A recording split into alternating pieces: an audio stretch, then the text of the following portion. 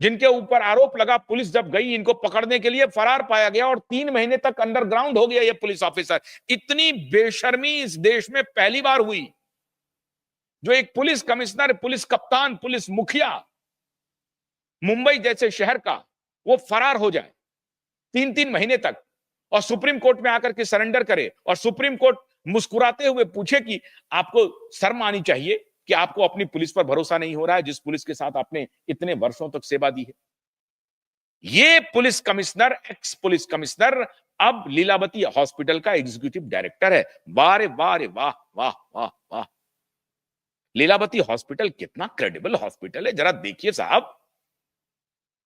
ये हॉस्पिटल जिन्होंने 35-37 लाख का मेडिक्लेम भिजवा दिया, 25 लाख का अप्रूवल करवा लिया, ये पूरा का पूरा घाल मेल रसूखदार लोग कानून को अपनी मुट्ठी में लेके चल रहे हैं। इस देश में कानून को अपनी मुट्ठी में लेके चल रहे हैं, रौंद रहे हैं अपने पैरों तले कानून को। ये जो मुट्ठी भर रसूखदार लोग हैं ना, कानून को रौंद रहे हैं अपने पैरों तले।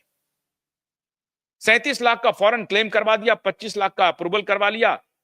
ओपन हार्ट सर्जरी का भी इतना महंगा इलाज नहीं हो सकता है, प्रेसिडेंशियल सूट में भी रहोगे तो नहीं हो सकता है, सोना चांदी भी खाओगे तब भी नहीं हो सकता है। 5 लाख रुपए पर डे, 5 लाख रुपए पर डे।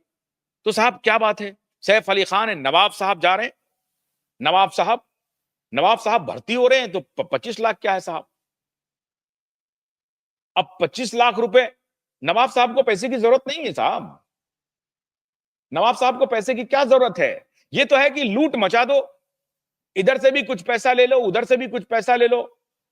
नवाब साहब के जेब से पैसा नहीं जाना चाहिए, चलो उधर से पैसा ले लो, इंश्योरेंस कंपनी से पैसा ले लो, और नीवा बोपा का प्रचार भी हो जाए। नीवा बोपा देखिए कितनी ब्रांडिंग हो रही है।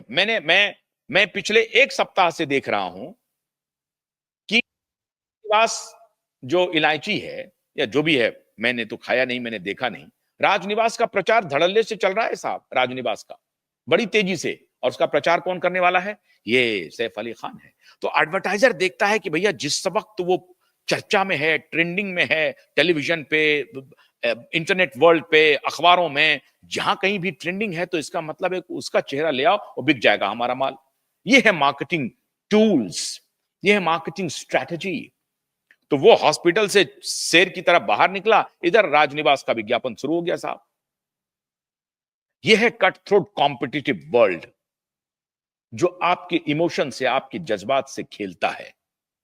तो जब अदालत ने पुलिस को कहा कि आपके पास कोई साक्ष्य नहीं है, मैं इसे पुलिस कस्टडी में नहीं भेज सकता हूं, तो पहली हार तो मुंबई पुलिस की वहीं हो गई। अब दूसरी हार मुंबई पुलिस की वहां हो गई कि मुंबई पुलिस का एक्स मुखिया लीलावती हॉस्पिटल का एग्जीक्यूटिव डायरेक्टर है साहब। तो वो तो सारे को मिट्टी पलीद करने के लिए काफी है अकेला, वो तो रौंदने का काम करता रहा है साहब। इसी तरीके से वो आगे बढ़ा है, हजारों करोड़ की संपत्ति बनाया है, इसी तरीके से बनाया है।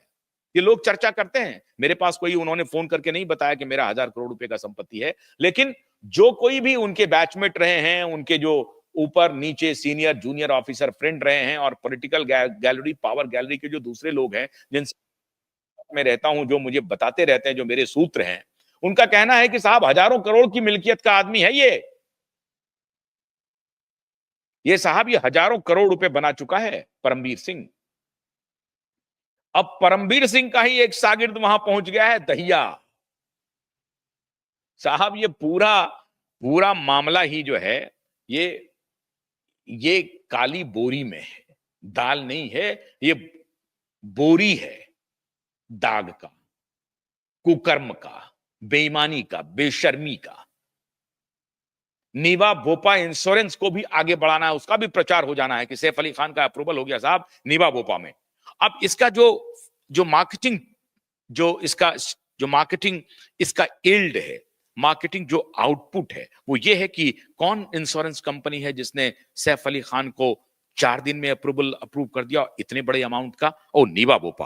और नीवा भोपा के एजेंट आपके पास पहुंच जाएंगे साहब, नीवा भोपा ले लीजिए आप। अब आप नीवा भोपा का, हाँ हाँ यस यस, नीवा भोपा बड़ा अच्छा है, सैफ अली खान को इन्हीं ने ये किया था।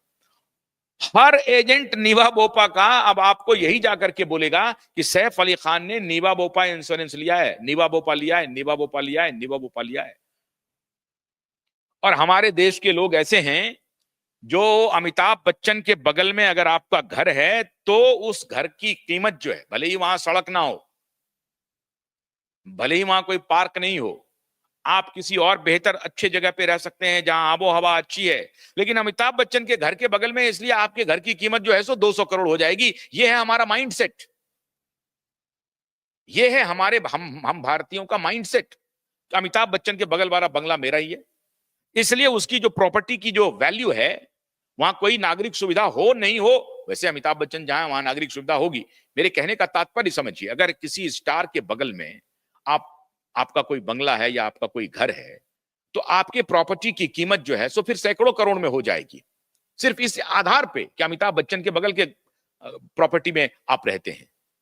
भले ही उससे खूबसूरत प्रॉपर्टी आपकी कहीं और हो, सेक्लूडेड जगह पे, बड़ी अच्छी आबो हवा हो, बहुत अच्छी पार्क हो, ग्रीनरी हो, वहां पे हर चीज की सुविधा हो, अच्छे पानी हो, अच्छे सड़क हो और अच्छे लाइट्स लगे हुए हों रोड्स पे, फिर भी आपके प्रॉपर्टी की कीमत वो नहीं होगी जो अमिताभ बच्चन के बगल में कूड़ा वाला भी प्रॉपर्टी अगर होगा तो उसकी होगी। ये है भारतीयों का माइंडसेट, और मुंबई में तो खास तौर से। तो ये नीबा बोपा इसलिए बिक जाएगा उनका क्योंकि सैफ अली खान को अप्रूवल मिल गया साहब। तो इसमें बहुत सारी कहानियां निकल रही हैं, बाजार इन्वॉल्व हो रहा है, फिल्मी फिल्मी चीजें इन्वॉल्व हो रही हैं, पुलिस की बेशर्मी इन्वॉल्व हो रही है, गंदगी इन्वॉल्व हो रही है, लेकिन एक होप आपको बना करके रखना पड़ेगा अदालत पे। जो मैंने आपको कहा था, अदालत बहुत गंभीरता से इन सब चीजों का संज्ञान ले रही है। अदालत को मालूम है कि क्या चल रहा है बाहर में, तो अदालत पर आप भरोसा रखिए। अदालत ने इनको पहले ही दिन इनकी ठुकाई की है बहुत प्रेम से। अदालत ने कह दिया कि आप रवाना हो जाइए, आपको कोई कस्टडी नहीं मिलने वाली है, हम इन्हें न्यायिक हिरासत में भेजेंगे। न्यायिक हिरासत में चला गया है। अब ये फिंगरप्रिंट मिलाने की पूरी कोशिश कर रहे हैं, और दूसरा जो कोई जिस जिस तरीके से ये शरीफुल शहजाद को साबित करने की जो कोशिश में लगे हुए हैं, वो सारे फैक्ट्स को कोरोबरेट, मैंने पहले भी कहा था कि शिनाख्त करवाने के लिए तो अब ये बिल्कुल फेल हो गए हैं, क्योंकि इन्होंने फोटो रिलीज कर दिया, वीडियो रिलीज कर दिया, जो विक्टिम है वो इनको देख लिया है, जान लिया है, तो शिनाख्त में क्या होगा, वो ढाक के तार तीन पात हो चुके हैं ऑलरेडी। ये है मुंबई पुलिस, ढाक के तीन पात हो चुके हैं कि विक्टिम का जो शिनाख्त परेड होगा वो तो एक्सपोज हो चुका है, उसका कोई मतलब नहीं है। विक्टिम जान रहा है कि कौन है, किसको पुलिस कहलवाना चाहती है कि ये हमलावर है। अब पुलिस अगर विक्टिम किसी तीसरे को कह दे कि नहीं साहब हमें इस पर शक है, तब फिर पुलिस क्या करेगी? ऐसा तो हो नहीं सकता है। जिसकी तस्वीर हम और आप सब देख चुके हैं, तो विक्टिम तो देख ही रहेंगे होंगे सुबह शाम।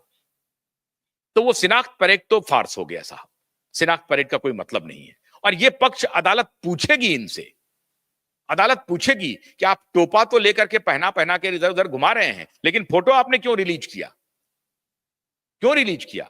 उसके पहले शिनाख्त करवा लेते, फटाफट करते कि मैं अभी नहीं इनका तस्वीर दिखा सकता हूं। आपके ऊपर सवाल उठने देते, आप कहते कि नहीं ये हमारे कानूनी पक्ष है, हम इस तरह से एक्सपोज नहीं कर सकते हैं किसी आरोपी को।